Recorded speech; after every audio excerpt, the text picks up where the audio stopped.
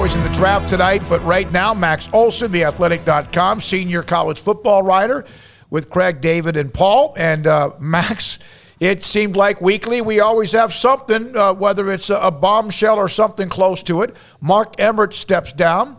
Baylor's made their quarterback decision with Blake Shapen over Gerry Bohanon. How you been? Your thoughts? Let's start with that quarterback battle at Baylor.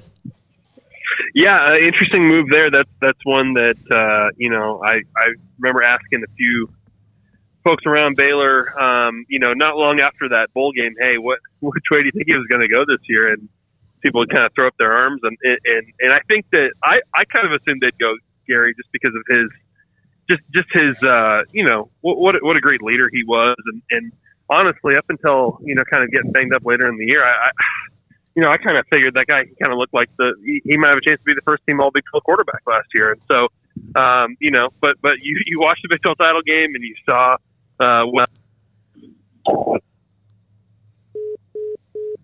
well, there goes Max Olson. Sounds like he, there's not many of those spots anymore. Oh, you're right. Well, here, we'll just do this live then since I hit the button.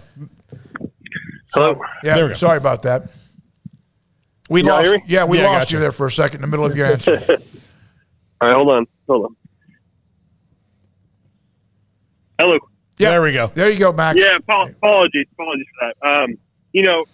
Super impressed in that conference style game by Blake, but obviously it's not just a one game evaluation, and he must have done a lot better over the spring. But have a ton of respect for the way that Dave Aranda handled that and gave Bohanon a chance to make a move here, and I've heard, Missouri is very interested. I'm sure there's other Power 5 schools that are in the mix here, and to give them a chance to go play somewhere this fall, I think is really the right thing to do, and something that you're not really seeing a lot of other coaches do that this spring. Do you have a gauge on a fit for Gerry Bohanon? Yeah, like I said, I think Arizona State is in need, and Glenn Thomas is there now, so I can see that being a kind of an easy connection for him. I think Missouri is one that's kind of struck out on a couple grad transfer or transfer quarterbacks in this cycle, and I think there's clearly a need there. I know they're very interested in Bohanon. For him, I'm sure you want to try and find that Power 5 program and keep playing at this level. I think if he can just find the right offense that can be kind of more of that power run offense where you can kind of throw on play action. You saw how effective he could be, especially the first half of last season. Kind of if you put the right pieces around him and ask the right things of him, and so. Obviously it's a tough deal for a guy to have to kind of figure this out post-spring, but I think he'll have some good options. Max, I asked Andy Staples this yesterday, and he struck it down, but any truth to the rumor that you are now interested in becoming the president of the NCAA? I've heard good things about the salary, but the job requirements, I'm not sure at this phase of my career I'm really totally ready to be A, transformative leader, or B, just a punching bag for everybody on this stuff. So not interested at this time. Do you even know what the job requirements are at this point for whoever the NCAA president is, or is that the big question for everybody involved? That is the big question, and you are the leader of the NCAA. What is the NCAA over the next decade? I'm not sure any of us have a very clear picture of that. So fascinated to see what they do in terms of a hire, and look, a lot of scrutiny comes with that, but whoever takes this over has been put in a pretty tough position here by Emmert and his inaction and his mistakes over his tenure. And this is a tricky time to take over that seat. Yeah, it really is. I don't know what the hell the job is supposed to do. It's obviously been. I don't know anybody unless they were a friend of his that when he said he was leaving that said, "Man, that's terrible." I know it's an unpopular job no matter what, but it seemed like it's a mess, and who knows what they're going to, even if there's going to be an NCAA. So the transfer portal date coming up, Max, May 1st. Of course, you've been all over it, and I thought TCU got a transfer defensive lineman from Georgia today, among some others. There's the Gerry Bohanon story. So May 1st is the deadline to be in the portal. You can still enter the portal after that and still end up playing somewhere with a waiver. Does May 1st really still matter?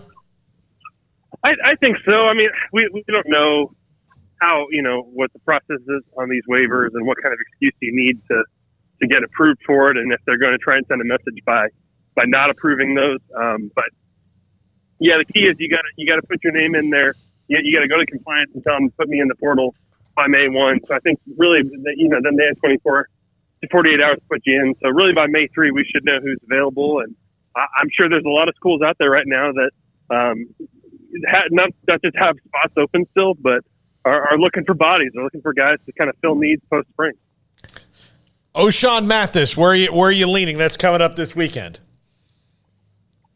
Yeah, that one feels pretty 50-50 right now. I don't know. I think that on both sides, on Texas and Nebraska, there's some confidence that they're getting them. And so, does that mean that there's – I would assume that probably means there's a little bit of a bidding war going on behind the scenes there because this is one of those players that you would assume probably comes with a six-figure price tag, even if it's just for a one-year rental. So, O'Shawn Mathis is in a good position here, and I would have guessed Texas all along, but I wouldn't be stunned if it's Nebraska.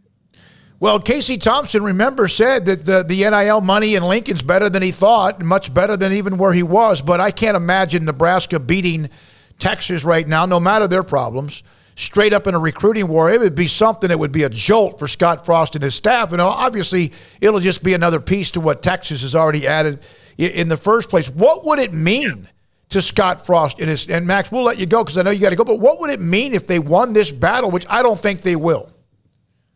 Yeah, it would be a big deal, and certainly there's more desperation on the Nebraska side because, this is a staff that certainly recognizes they're in a hot seat position here this year, and they just really haven't, really since Brady Gregory, they really haven't had that kind of dynamic pass rusher up front that they played great defense last year, but they didn't have that kind of guy on the edge. And so, there's also the fit part of that. Can O'Shawn Mathis be as effective a player as he was at TCU in the Big 12, in the Big 10? That I wonder about a little bit. He's kind of a little bit more of a linebacker in the Big 10. But, it would be huge for Nebraska. Obviously, the Gary Patterson connection and the fact that O'Shawn, I think, has visited Texas like 3 times since he went in the portal. I would be surprised if the Longhorns lost it. But, man, Nebraska really needs them. And, I'm sure they're highly motivated to do whatever they got to do to get him. Thank you, buddy. Appreciate your time as always. Max Olson, senior national writer, college football writer for theathletic.com. He got you twice today. Yeah. So, and somebody on the MH5, by the way, there's only one question for Max.